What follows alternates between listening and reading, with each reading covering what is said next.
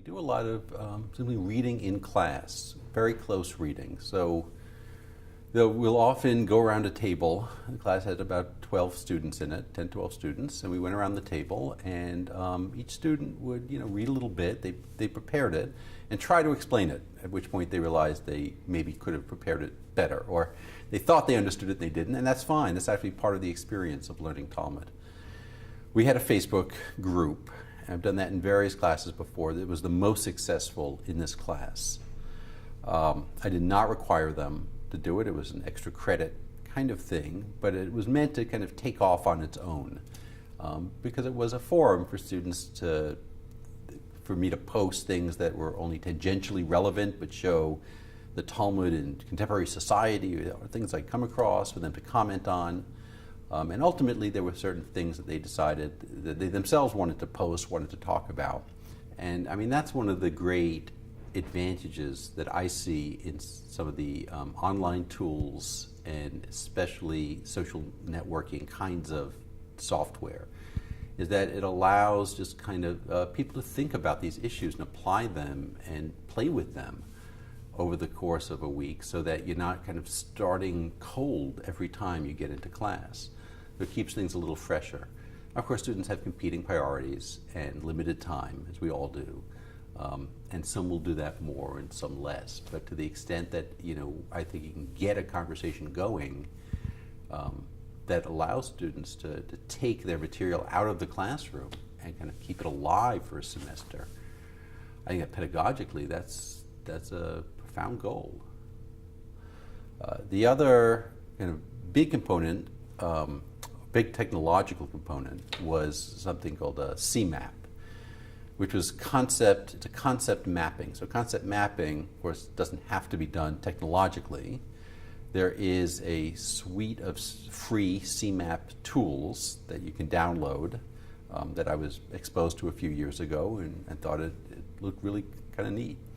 And it lends itself very well to outlining, diagramming, let's say, the structure of a Talmudic passage. So for the midterm, they had to download this program and take apart the Talmudic passage that we had been studying up to that point and put it into one of these CMAP diagrams. So what is a question, what's an answer, what's a retort to an answer? And students did very creative things with that. It was hard. Both the assignment and mastering, the program itself isn't that hard, but conceptually getting into the program and trying to figure out how to do it. They tried it. Some students said this was very stressful, but that they got a lot out of it. But then by the end of the semester, a lot of them came back to me and they said this was actually a great assignment. They really liked that assignment.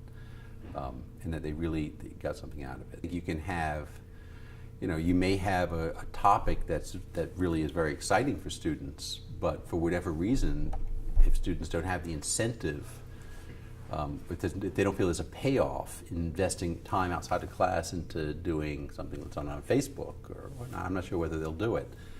I don't know what the magic formula is yet, and how to.